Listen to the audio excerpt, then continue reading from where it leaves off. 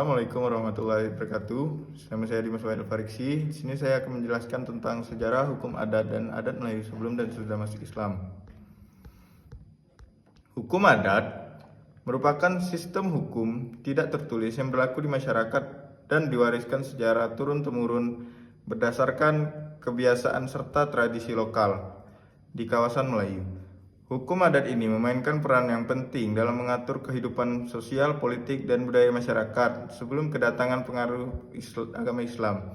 Secara umum, hukum adat bertindak sebagai pedoman dan menyelesaikan konflik, mengatur perilaku individu, serta menjaga harmoni dalam kehidupan masyarakat. Hukum adat ini fleksibel dan berkembang seiring dengan perubahan sosial, namun selalu mengacu pada nilai-nilai kolektif yang diusur oleh masyarakat setempat.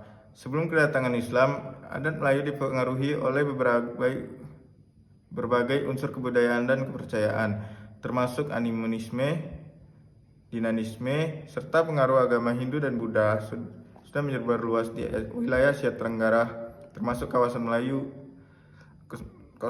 Animisme adalah kepercayaan bahwa setiap benda, baik yang hidup maupun mati, memiliki roh atau kekuatan spiritual yang dapat mengaruhi kehidupan manusia. Dinamisme di sisi lain menganggap bahwa kekuatan gaib tertentu dapat mengaruhi kejadian-kejadian dalam dan kehidupan sehari-hari. Kedua sistem kepercayaan ini sangat erat kaitannya dengan adat istiadat masyarakat Melayu pada masa itu, di mana berbagai upacara dan ritual dilakukan untuk berkomunikasi atau menyenangkan roh-roh yang diyakini ada di dalam sekitar. Selain pengaruh animisme dan dinamisme, adat Melayu sebelum masuk Islam juga mendapat pengaruh dari agama-agama besar seperti Hindu dan Buddha yang diperkenalkan melalui hubungan dagang dengan India dan Asia Timur. Pengaruh ini terlihat dalam struktur sosial masyarakat Melayu yang pada waktu itu mulai mengadopsi sistem kasta atau hierarki sosial seperti yang ditetapkan dalam budaya Hindu.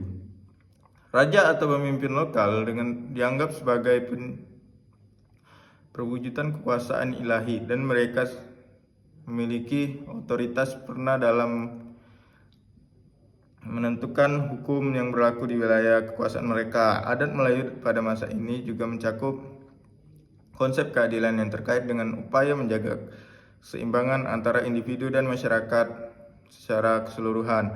Pelanggaran terhadap adat dianggap sebagai tindakan yang merusak harmoni dan oleh karena itu harus diselesaikan melalui musyawarah atau hukuman sesuai dengan tingkah masyarakat yang dilakukan. Hukuman adat pada masa sebelum Islam bersifat sangat lokal dan kontekstual. Setiap komunitas atau wilayah mungkin memiliki variasi adat yang berbeda, tergantung pada lingkungan sosial dan budaya di sekitarnya. Hukum adat tidak hanya mengatur hubungan antara manusia, tetapi hubungan manusia dengan alam dan kekuatan gaib yang mereka punyai. Misalnya, ada berbagai patung atau tabu yang harus diikuti agar tidak menimbulkan kemarahan roh-roh atau kekuatan spiritual yang diyakini menggantikan alam. Kepala adat atau pemimpin masyarakat memegang peran sentral dalam menegakkan hukum adat. Mereka berfungsi sebagai hakim yang menyelesaikan perselisihan dan memberikan sanksi terhadap pelanggaran adat. Sanksi atau hukum dalam adat ini tidak selalu bersifat fisik atau materi, tetapi juga dapat berupa sanksi sosial seperti pengucilan atau kehilangan kehormatan dan dalam keharmonisan.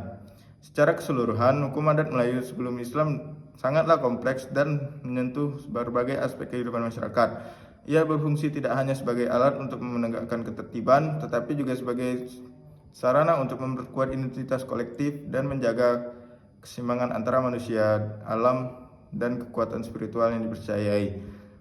Tradisi dan nilai-nilai dalam hukum adat ini tetap berakar kuat meskipun nanti dia akan mengalami proses adaptasi ketika Islam mulai masuk ke wilayah Melayu pada abad ke-12 dan seterusnya.